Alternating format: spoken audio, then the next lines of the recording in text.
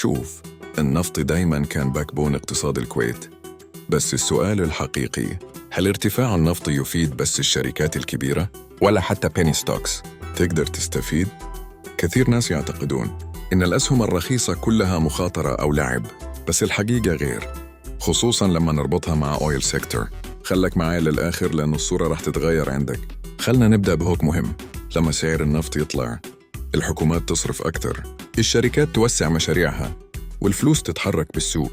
الشركات الكبيرة تستفيد أكيد، لكن الشركات الصغيرة أو اللي نسميها بيني ستوكس أحياناً تكون المستفيد الأكبر، لأن أي عقد صغير بالنسبة لهم يغير كل شيء. يعني سهم ب $0.50 ممكن يتحرك 20% أو 30% بسبب خبر واحد مرتبط بالنفط. الحين خلنا نفهم شلون النفط يأثر على بيني ستوكس.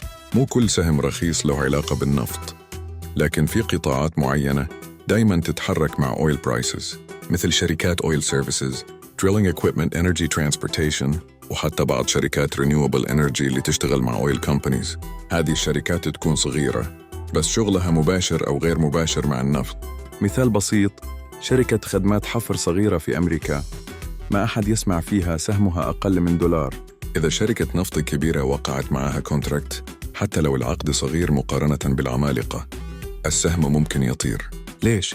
لأن السوق يحب growth stories، وبيني ستوكس تعيش على القصص. يعني لازم نكون واقعيين.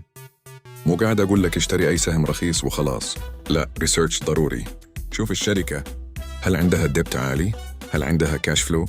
هل أخبارها كلها promises ولا في actual contracts؟ المستثمر الذكي بالكويت ما يغامر بدون فهم. خلنا نربطها بالكويت أكثر. الكويت دولة نفطية، والناس هنا يتابعون أخبار النفط يومياً. لما تشوف النفط طالع، psychologically المستثمر يتحمس، وهذا يخلق فوليوم بالسوق الأمريكي، خاصة بأسهم الطاقة الصغيرة. يعني حتى لو الشركة أمريكية، المستثمر الكويتي يدخل لأن عنده confidence بالقطاع. بس في نقطة مهمة جداً، penny stocks volatile، اليوم فوق بكرة تحت. عشان جذي استراتيجي مهمة، لا تدخل بكل رأس مالك، خليك سمارت، قسم المبلغ، حط جزء صغير بس وجرب. كثير ناس بالكويت يدخلون penny stocks thinking quick money، وبعدين يطلعون بخسارة لأنهم ما حطوا بلان. خلني أعطيك مثال واقعي بدون أسماء أسهم. في 2023 لما النفط ارتفع بقوة، شفنا penny stocks بالطاقة تضاعف سعرها خلال أسابيع، بس بعدين بعضهم نزل بنفس السرعة. اللي ربحوا هم اللي دخلوا early وطلعوا بوقت صح، واللي خسروا هم اللي طمعوا. وهني نيجي لأهم سؤال، متى تشتري penny stock مرتبط بالنفط؟ مو لما كل الناس تتكلم عنه، الأفضل لما النفط يبدأ ترند صاعد والشركة بعدها ما أخذت هايب. تابعوا الأخبار، OPEC decisions، geopolitical tension، production cuts، هذه كلها signals. خلنا نكون صريحين، penny stocks مو استثمار طويل المدى لمعظم الناس، هي opportunity trading أكثر من investment.